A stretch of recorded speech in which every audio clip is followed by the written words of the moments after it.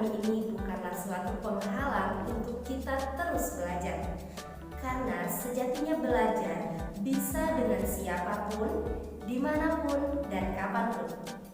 Maka dari itu, melalui video pembelajaran ini, Bu Hanin akan membantu kalian untuk memahami salah satu materi yang ada di kelas 7 mata pelajaran Bahasa Indonesia.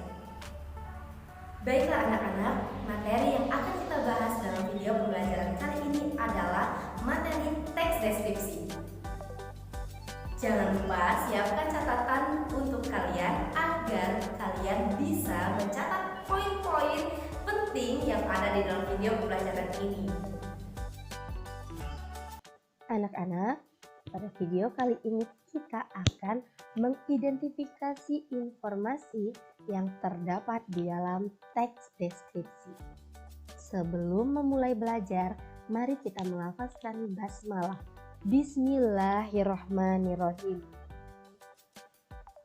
Baik anak-anak, sebelum masuk ke materi, kita simak terlebih dahulu potongan ayat suci Al-Quran berikut ini.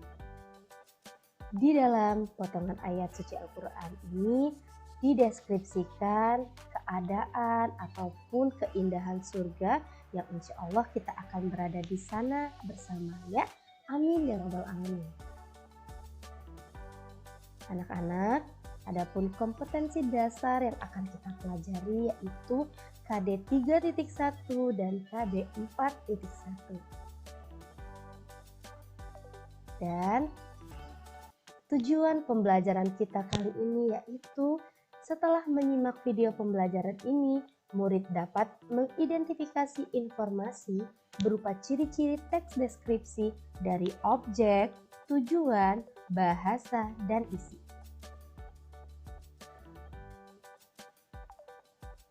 Anak-anak, pernahkah kamu membaca suatu teks yang menggambarkan suatu objek? Jika pernah, berarti kalian sudah pernah membaca teks deskripsi. Lalu, apa itu teks deskripsi? Teks deskripsi adalah teks yang menggambarkan suatu objek dengan jelas dan terperinci sehingga membuat pembaca dengan mudah mengidentifikasi informasi dalam teks tersebut. Lalu, ciri-ciri teks deskripsi secara umum yaitu 1. Berisi gambaran suatu objek secara terperinci dan jelas sehingga pembaca memahami penjelasan dalam teks tersebut. Seperti yang dijelaskan di dalam pengertian tadi ya. 2. Pembaca seolah mengalami, merasakan, mendengar, atau melihat sendiri apa yang digambarkan dalam teks tersebut. 3.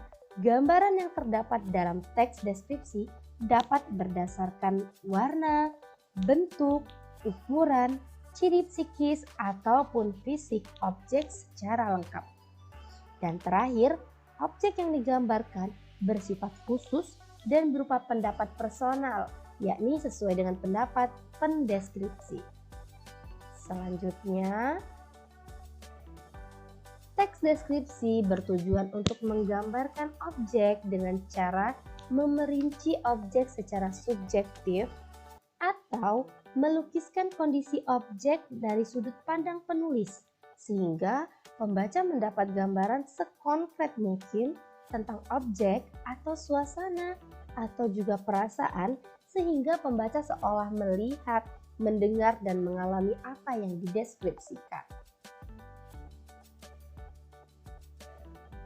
Anak-anak, teks deskripsi ini terbagi dua jenis, yaitu teks deskripsi yang berdiri sendiri dan teks deskripsi yang menjadi bagian teks lain. Biasanya terdapat dalam novel, puisi, lagu, ataupun cerpen.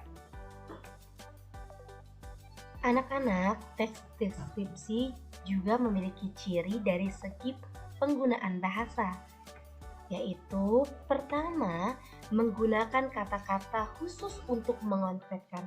Jadi ketika kita ingin mendeskripsikan suatu warna, maka kita menggunakan kata merah, biru, kuning, dan lain-lainnya. Kedua, menggunakan kalimat rincian. Kalau tadi kata, sekarang kalimat rincian. Jadi, misalnya ketika kita ingin mendeskripsikan seseorang itu baik, maka kalimatnya kurang lebih seperti ini. Dia adalah orang yang sangat dermawan, rajin bersedekah dan membantu sesama. Seperti itu. Selanjutnya yang ketiga, menggunakan sinonim dengan emosi yang kuat. Misalnya, kata indah kita ganti dengan kata elok, rupawan, dan sebagainya. Keempat, menggunakan majas untuk melukiskan secara konkret. Misalnya, pasir pantai lembut seperti bedak bayi. Kelima, menggunakan bahasa dengan mengaitkan panca indera.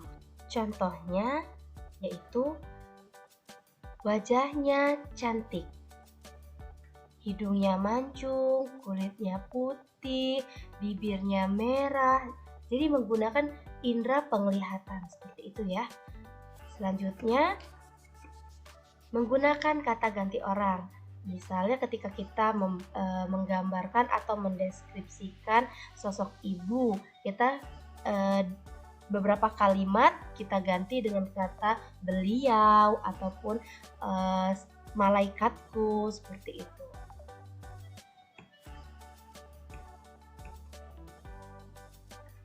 Baik anak-anak, untuk lebih memahami dan bisa mengidentifikasi informasi yang terdapat di dalam teks deskripsi, simak terlebih dahulu teks deskripsi berjudul Si Bagas Kelinciku. Nah, kelinciku bernama Bagas. Kunamakan Bagas karena saya berharap kelinci kesayanganku itu selalu sehat dan bugar. Bagas memiliki bulu yang lebat dan putih bersih. Matanya coklat seperti madu. Matanya jernih menyejukkan untuk dipandang. Bibir mungilnya yang merah muda sungguh menggemaskan. Telinganya panjang dan melambai-lambai kalau dia berlari. Bagas sangatlah manja. Hampir tiap malam, Bagas tidur di ujung kakiku. Sebelum ku elus-elus, dia akan selalu menggangguku.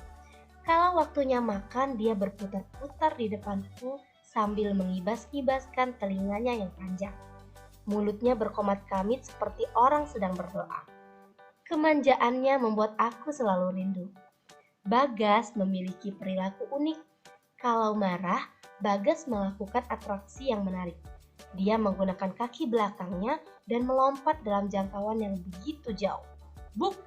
Sering terdengar dia menjatuhkan diri. Kadang dia melompat sampai sejauh 3 meter.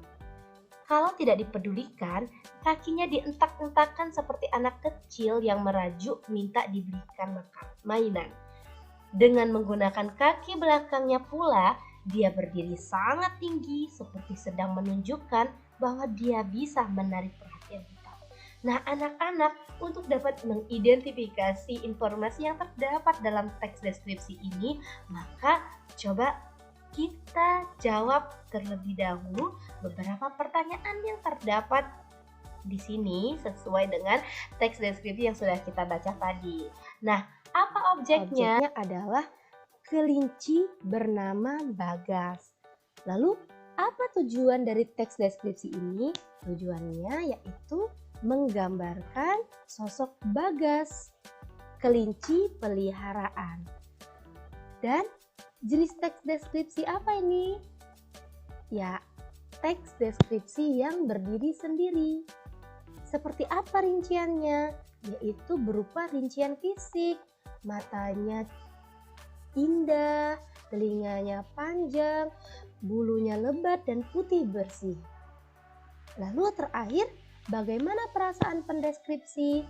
Perasaannya tentu menggemaskan, rindu dan menyayangi sosok Bagas kelinci peliharaannya. Baik anak-anak, jadi untuk bisa mengidentifikasi informasi yang terdapat dalam teks deskripsi, maka kita menjawab pertanyaan-pertanyaan seperti yang ada di dalam video ini. Atau kita juga bisa membuat pemetaan isi yang terdapat di dalam teks deskripsi berupa objek, tujuan, jenis, rincian, dan perasaan pendeskripsi. Nah, anak-anak, mengidentifikasi informasi yang ada di dalam teks deskripsi mudah bukan? Baik anak-anak, sampai jumpa di video pembelajaran selanjutnya. Membacalah maka kau akan mengenal dunia, dan menulislah maka kau akan dikenal dunia. Terima kasih. Wassalamualaikum.